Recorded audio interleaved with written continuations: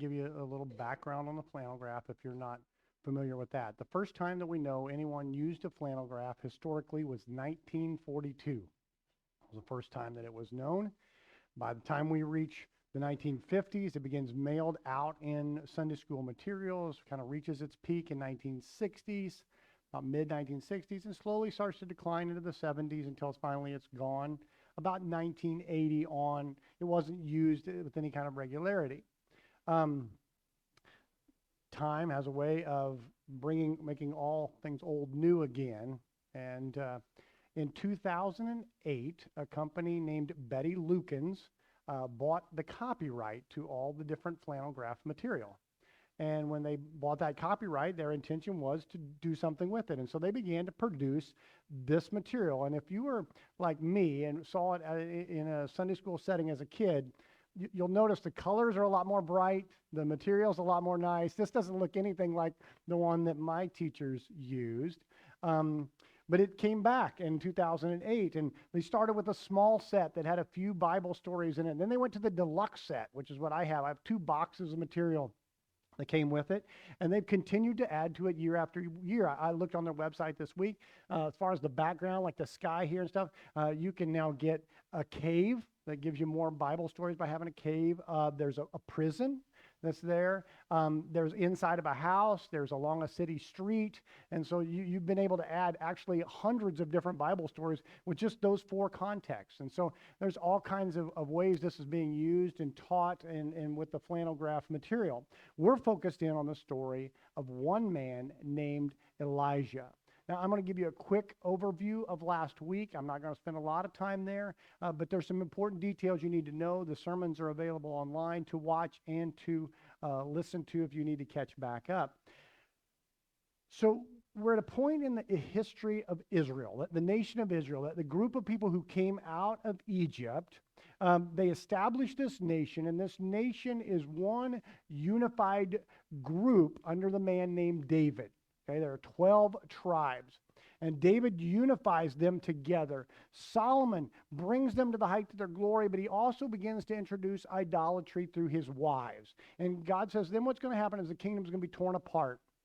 So eventually we have 10 northern tribes that are called Israel, and there are 2 southern tribes called Judah. And in Judah is where Jerusalem is. And those are, throughout the Old Testament, you're going to read about various kings, and a lot of times they're in one of those 2 places. They're either in Israel or Judah.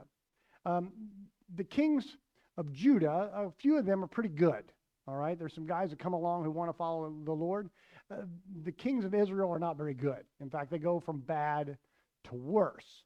And today, we moved into this life of Elijah, and what is the worst king of the Old Testament. The worst king of the Old Testament's name is Ahab. And last week we saw in 1 Kings chapter 17 this confrontation. Elijah comes to Ahab and he says, it's because of your idolatry being at such a pinnacle, it's not going to rain except at my word. And that's going to be years. The story continues then. We're going to kind of pick up a little bit there where I finished it last week. Elijah then goes to a place called the Kerith Ravine, and there he is fed miraculously by God, and he lives until finally this brook that's running through there dries up. Then he goes to a town in Zarephath, and he finds a widow lady, and she begins to prepare stuff for him, and because of her faithfulness, her olive oil never runs out, her flour never runs out, and her water never runs out, as long as Elijah's there. What's interesting, by the way, about Zarephath is this King Ahab is married to this really wicked woman named Jezebel. And Zarephath, where Elijah is, most people believe Jezebel's hometown. That's where he goes. Where do you escape your enemy? Or right in the presence of your enemy. He goes there. And so that kind of summarizes chapter 17. Now we're going to fast forward to today's story. Okay? Today's story is in 1 Kings chapter 18. I'm going to read a lot of Bible. I don't usually read quite this much. If you have a paper Bible, you can follow along. There's one in the chair before you. If you have a device, you might want to pull this up. I'm going to read a lot of this. We're going to start with just verse 1 to get us started. After a long time, in the 3rd year, the word of the Lord came to Elijah. Go present yourself to Ahab, and I will send rain on the land. A long time, 3 years, it has not rained. A significant amount of time has passed, and during that time, Elijah has been taken care of. And God finally sends word to him, it's time to bring this to a head. It's time to deal with Ahab and bring home some sort of point. And that's what's going to go on in our story today. Now, you need to know this little bit of backstory. During this time, while Elijah has been provided for by God, Jezebel has been going out and she has been chasing down anyone who is a prophet of God, anyone who said they spoke for God, and killing them. She's finding anyone who represents God, and she captures them and kills them. Well, a guy by the name of Obadiah has been working for Jezebel. And what Obadiah has been doing is when he goes out, and if he finds this person first, he hides them. He's got 2 different caves. He's put 50 men in each cave. He's got 100 of the prophets of God that he's kept alive. And then what's even more interesting is every day he takes food from Jezebel's table, takes water from her basins, and he goes out and he feeds these 100 prophets of God to keep them alive. And Obadiah is out walking, and he all of a sudden sees Elijah. He says, go and get Ahab. And immediately the response is, yeah, Elijah, you're known for disappearing acts. You're kind of here, you're gone, nobody can find you. If I go and the king doesn't find you, he's going to kill me. Oh, no, I'll stay here. And that's where our story picks up, and then we can start into our flannel graph. All right, so we're down. Now we're going to drop down to verse 16.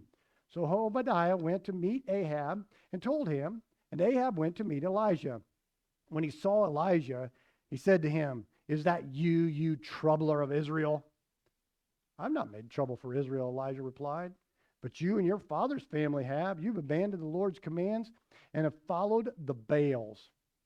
Now, summon the people from all over Israel to meet on Mount Carmel and bring the 450 prophets of Baal and the 400 prophets of Asherah who eat at Jezebel's table. So Ahab sent word throughout all Israel and assembled the prophets on Mount Carmel. The confrontation happens, okay? Elijah is out there, and along comes finally King Ahab. Ahab, not being so nice, says, you trouble, you one who stirs up problems, all right? And Elijah says, no, you're the problem. And your problem is really simple. They brought in Asherah worship. It's an idol that's usually constructed of wood, made from of a tree. And Asherah is the goddess of fertility and life. But the biggest one is they brought in Baal. And Baal's not really just sort of one god. It's a series of idols. But the primary thing connected with Baal is that he's the god of thunder and storms. And he says, you've brought all of this awful worship in. You're the problem. So what I want you to do is to go to Mount Carmel, and I want you to assemble all the people to watch. Okay? And bring along then the prophets of Baal. We're going to have this group of guys who have been the prophets of Baal. I want you to bring them along. And we are going to have a moment that settles this once and for all. As we move into the story, there's 4 different little scenes I want you to capture, okay? And each one I'm going to bring just hopefully a little bit of information that's applicable to you. So the first part of this is what I call a vital question. A vital question. Verse 21. Elijah went before the people and said, how long will you waver between 2 opinions? If the Lord is God, follow him. If Baal is God, follow him. But the people said nothing. So Elijah is interested in this group more than he's interested in the Baals. He's interested in all the people of Israel. What do they have to say? And so he poses this question. How long are you going to waver? The word waver there is actually kind of a word picture. It means to limp along on one leg. Let's put this into context. Ahab and Jezebel represent a group of people who have completely given themselves to idols. Elijah, on the other side, represents someone who completely follows God. And Israel, the people, the everyday people, you're doing is you're going from some days you say, God of the Bible, and you dance around over here with the God of the Bible. And then other days you come over here and you go, oh, no, bales. We'll just stand over here with the bales. They just were doing as they were trying to cover all their bases. They're trying to say, you know what, I'll pray to God. I'll do what I can to God. But you know what, when we need rain, I mean, would it really hurt to just say one little prayer to Baal? I mean, if I need a family, my daughter can't have children. I mean, wouldn't it be okay if I just, a little bit to Asherah and said, let her have a child? The problem was they were not sold out on either one or the other. And our God says, you need to commit to me. Stop jumping from thing to thing. Stop trying to trust two things.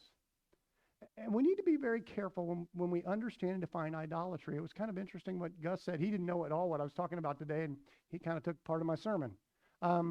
Idolatry is bigger than just bowing down to stick and stone. That's what they did. Idolatry is about trusting anything in the place of God, trusting anything else that it has control of your life and your situation. And it can be very easy to trust anything. And as a Christian, to kind of do it along with God. I've got God over here, but you know what? It's okay if I have just a little bit more. As Gus mentioned, the book of Colossians, this is a common topic. And by the time we get to chapter 3, he makes a very interesting statement in Colossians 3:5. Put to death therefore, whatever belongs to your earthly nature, sexual immorality, impurity, lust, evil desires, and greed, which is idolatry.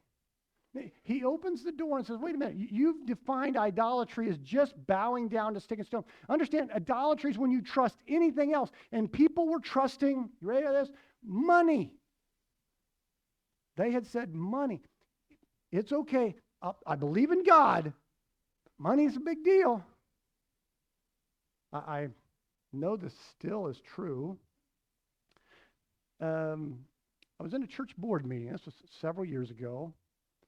I was in a church board meeting, and we were talking about this possibility. We wanted to purchase some land, possibly extend our building. We knew we needed to extend our parking lot, and we were going through all this process, and it was going to take a large hunk of money. And I said to the guys, I said, I think this is that moment where we really just need to step out in faith, and we make this decision and let God provide. I mean, you can't do everything in ministry by what you can see. We got to trust that God's in this, and we trust his leading. And one of the elders said, it's a terrible idea. Terrible idea. I said, why is that? He goes, we don't have that kind of money to buy that land.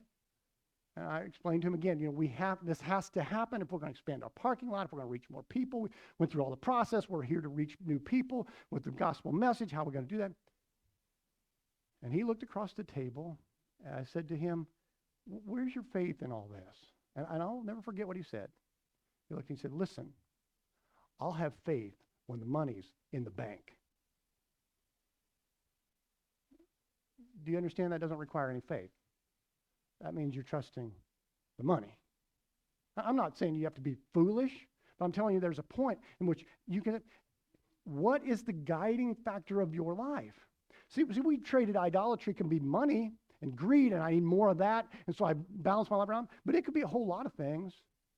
I mean, we live in the day and age where the big three are money, sex, and power. Money, power, and pleasure. Those are the things that drive people, that I want to feel good, and that becomes my sole driving force. Or we could add to that list our hobbies, the things we like to do for fun. Maybe that's what the driving force of our life is. Or maybe it's sports. Or maybe it's children. Here's how you determine what's competing for God in your life. Okay, you ready for this? You have an opportunity come to you to go on a mission trip. A 10-day mission trip. You have this opportunity. I mean, the doors have opened. We get to go into a place that is ripe for the gospel. And I said to you, look, we're looking for 12 people. I know you can do this. You're going to change lives for Jesus. I just need you to go for these 10 days. What's the first thing that goes through your mind? Because that's your idol. Oh, it's going to cost. It's going to be money. I mean, do I money? Oh, it's going to take away my vacation. It's going to take away my vacation. I got to check my kids' schedule. to make sure what's going on. What is it? That's the idol of your life. And the confrontation, he says, how long are you going to try to hold on to two things? You can't keep dancing around on one leg. And did you catch the last line? And the people said nothing. They recognized we haven't bought completely into God. We got a lot of things that we're leaning on as a crutch. So there comes this moment when a challenge is offered. That's the next part of this. Then Elijah said to them, I am the only one of the Lord's prophets left, but Baal has 450 prophets. Get 2 bulls for us, and let Baal's prophets choose one for themselves, and let them cut it to pieces and put it on the wood, but do not set fire to it. I will prepare the other bull, put it on the wood, but not set fire to it. Then you will call on the name of your God, and I will call on the name of the Lord. And the God who answers by fire, he is God. And then the people said, what you say is good. So he's got a simple proposal. What you need to do is get all of these people together, and we're going to have a challenge. And you know what? With this challenge, I'm going to give Baal the home field advantage. All right? You're going to build an altar. You're going to put wood on it. And you're going to do, there's 450 of you. There's 1 of me. You've got the advantage. All right? You get to choose the bull. All right? So it's not rigged. You get to go first.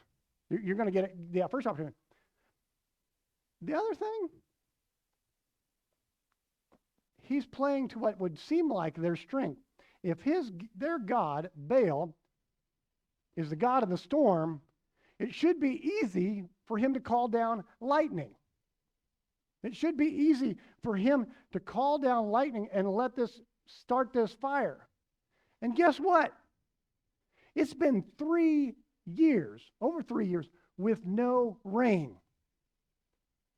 Now, do you think stuff's going to be easy to set on fire or difficult? All you don't even need a big lightning bolt. All right? I'm going to give you the home field event. This is your turf. You have every opportunity. I'm going to give you the opportunity to set that on fire. In fact, it should be so easy. Here's a little bit of a fact for you about how easy it should be. According to the U.S. Forestry Service, 44% of all wildfires are started by lightning. All right? Gets dry, a little bit of lightning, fire starts. We put you at the advantage. He says, all you got to do is build the altar and call down fire. They're ready. They're ready. So that sets us up for the next scene. The next scene is the calling on Baal. We're going to do this in a couple parts. The first part is before noon, verse 25. Elijah said to the prophets of Baal, choose one of the bulls and prepare it first, since there are so many of you. Call on the name of your God, but do not light the fire. So they took the bull, given and prepared it, and they called on the name of Baal from morning till noon. Baal, answer us, they shouted. But there was no response. No one answered. And they danced around the altar they made. So from morning till noon, they start off, they call on Baal. Now, by the way, I'm going to tell you, I was a little disappointed. Our Flannelgraph set does not have a chopped up bull that I could put on top of the altar. All right? I don't know why that is, but that's what they did. So they start calling Baal, answer us. And I'm sure within a short period of time, they recognize that this is not going anywhere. So then they get serious. All right?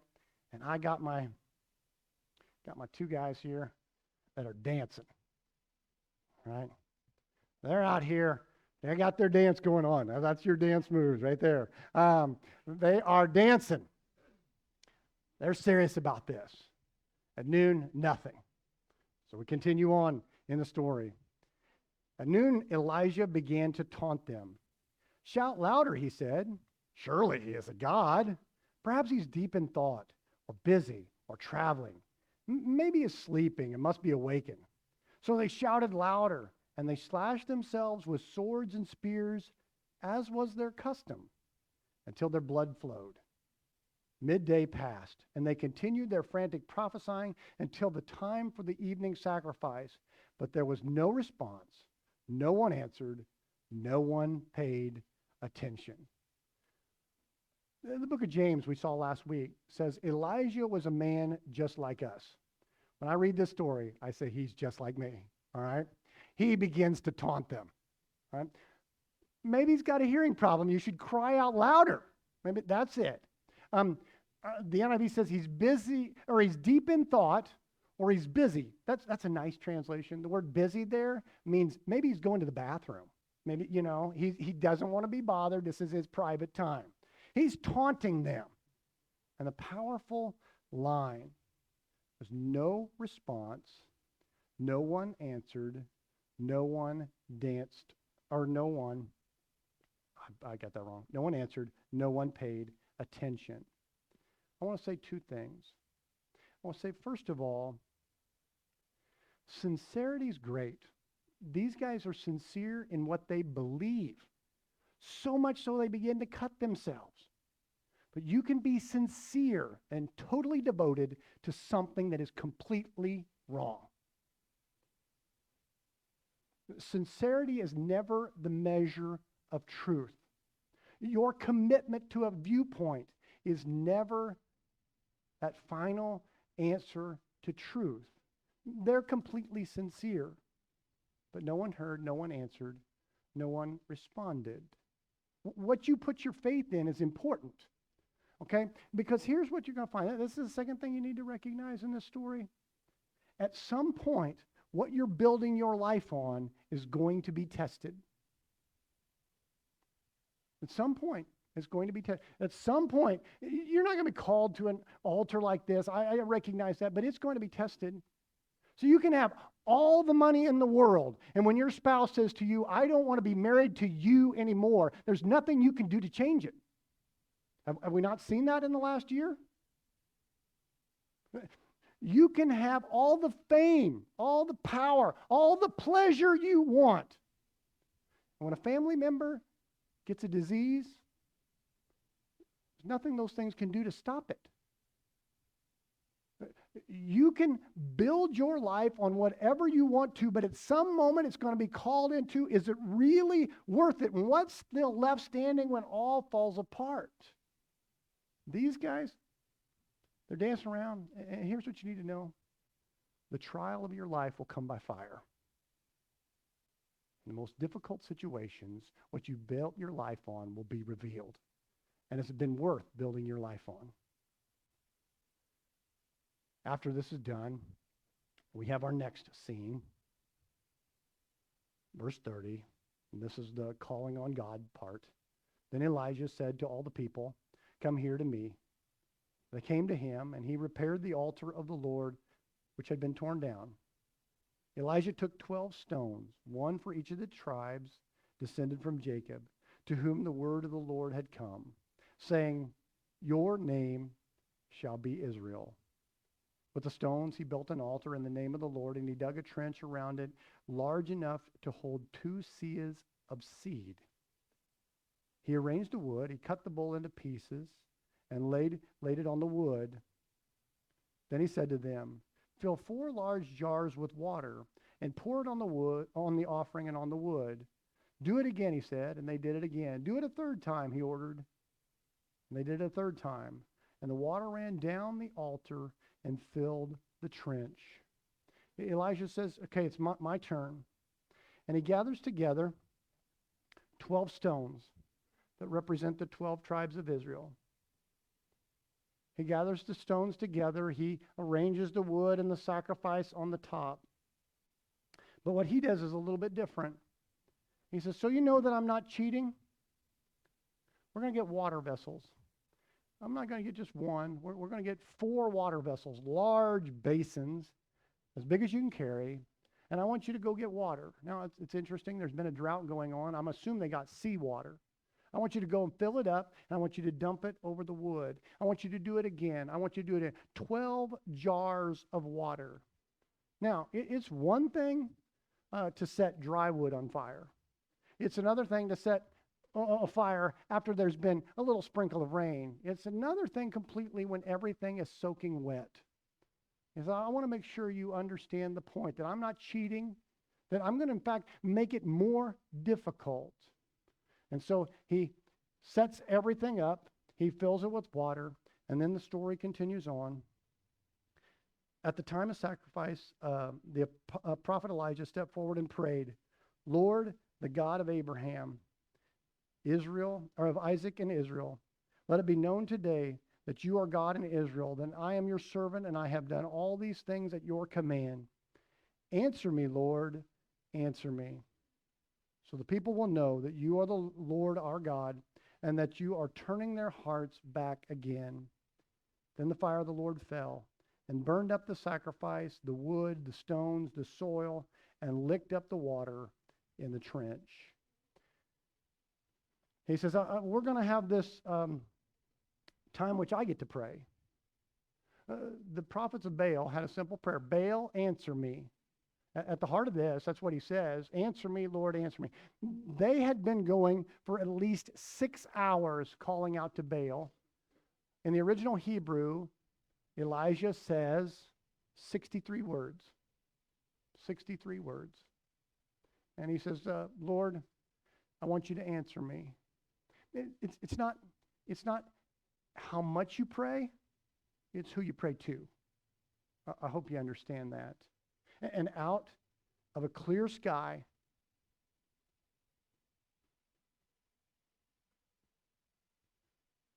the lightning comes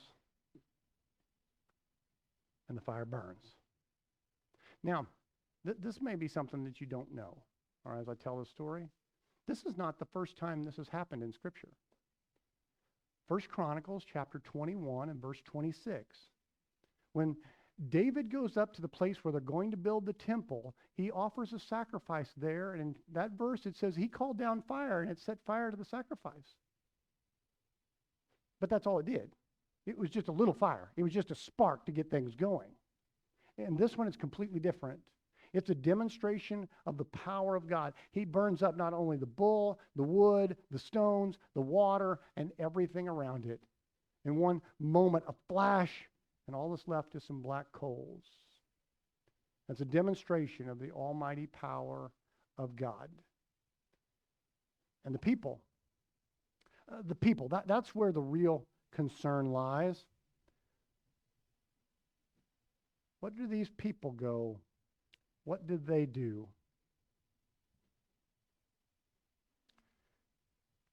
When the people saw this, they fell prostrate. They fell down with their faces to the ground, and they cried, "The Lord, He is God. The Lord, He is God." Here's what it says in the original Hebrew. El Yah. El Yah. It's one letter away from being Elijah. Elijah. The Lord is God. The Lord is God. And the question is, how long are you going to waver? This is the moment they've been waiting for. This moment that says, I have to make a decision. They went down just to watch the fireworks. And I was reminded a conversation I had with a church leader one time. I said, tell me your story. And as he was telling me his story, he said, I never planned on being a Christian. He said, in fact, I never went to church. My kids got involved in the Christmas program. My wife had taken them, and they got involved in the Christmas program. And so finally, I thought, on the day they do the program, I'll go to church. He said, I got to church that day, and they did their little program, and the preacher stood up, and he preached, and he said, just something cut my heart. And he said, it was that day I decided I'm going to surrender my life to Jesus. He said, I went for a little bit of entertainment, and I came home a believer. These people, they went to watch the fireworks, and he says, the Lord is God. The Lord is God. It's this decisive moment in the nation of Israel. And that's where I want the story to end. That's where the Flannelgraph book that sets us up for me ends. That's where my Sunday school teachers ended. There's one more verse I call the unhappy ending. All right? Verse 40. Then Elijah commanded them, seize the prophets of Baal. Don't let anyone get away. They seized them. Elijah had brought them down to the Kishon Valley and slaughtered there. I can see why they skipped that part of the story, and there was no flannel graph stuff to illustrate that.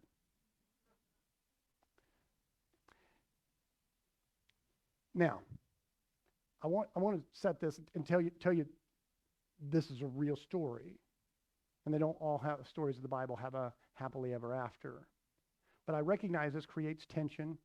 As I've talked to people, I've heard this stuff say, well, that's why I don't believe the Old Testament. That's why I don't believe it's the inerrant word God. God is a God of compassion and love. He would never ask for this. This is where he stepped out of God's will. Elijah's clearly not in God's will, which is then hard to explain the story we're going to do in 2 weeks. Let me tell you why this transpires for 2 levels, and both are important. The first one is our God is just. What he says, he will do. And he had told the people, if you give yourselves to idolatry, there will be punishment. And these guys, these prophets of Baal, they were not nice people. We like to think, they were just kind of friendly guys. Number one, we know from the story alone, they were into self-mutilation. They cut themselves, did you catch the line, as was their custom. They would allow people to commit suicide in the name of their God. Not only that, if I read the story right, where the prophets of Baal are at Jezebel's table, they're going out also and gathering together the prophets of God and having them killed by the hundreds. But I'll go a step further than that. According to archaeological discoveries of the time, in the same material at this point in history, they found babies that were chopped to pieces. And the only explanation is that they were offered in sacrifice to Baal. They were not nice guys who just happened to bow down to a stone. And like Hitler's generals, there had to be a level of accountability. And God, he's the justifier, but he's just as well. The second thing in this, I think it illustrates to us the importance of the transition that the people were making. In the United States language, we use this phrase, burn the ships. See, in 1519, Cortez landed in Mexico, and when Cortez went on shore, he burned all the ships. It was to motivate the people. There's no going back. It's move forward and conquer. There is no turning back from this moment on. In this story, there's a moment where kill the prophets. We're not going back. Kill the prophets of Baal because we're not going back. This is a decisive moment to move forward. And I would ask you, what is there in your life that is a decisive moment?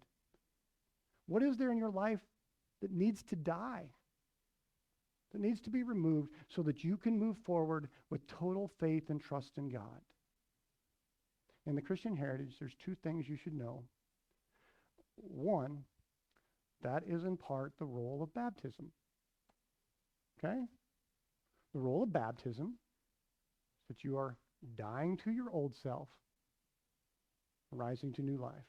You are dying like Jesus died and rising to live with him. It's a moment that marks a decisive moment in your life. From that moment on, everything is different. There's also a second thing, and this is not so much a biblical one except it draws upon this story, is there are moments of rededication. Now, I grew up in a church that had formal rededication. At the end of the church service, they would have a plea, and people would come forward to be decided to make their confession of faith, be baptized, and they could be rededicated. And when I got into ministry, I started doing that, and I'm going to tell you right up front, it was a nightmare. Because it was an open microphone for a lot of crazy people, okay? Some of you know what I'm talking about. I'm not trying to be mean, but if this was you, I guess I didn't think about that. If this was you, you weren't in my church at the time. But I have open microphone, and people come up and they tell stories. Oh my goodness, how am I going to clean that up? So I quit doing it formally, but that's okay. You can do it just you and God. 1992, I can mark this moment like it was yesterday. I sat on the couch in my living room, and I had been praying, God, I've been offered a really good job to drop out of Bible college and do. Or I could go back to Bible college and do the things of God. And I prayed, and and the phone rang, and it was an answer to my prayer. And I laid the phone down, and I said, that's it. There's no going back. This is it. I'm going into Bible college and full-time ministry. This is the most decisive moment of my life. And as I think about the 5 or 6 things maybe that have shaped my entire life, 2 of them are my baptism and the moment I rededicated. Elijah asked this simple question: how long are you going to waver? How long are you going to bounce back and forth between what you're trusting with your life and God? Nobody can answer that question but you. Let's pray. Father God, thank you for the grace and mercy that you give us. Help us to live devoted lives to you in every way. I ask in Jesus' name. Amen. I'm going to end just briefly. I hope you got a program when you came in. Lots of stuff there. As you know today, I hope you know now, today is our Vacation Bible School. We'll be kicking off this evening after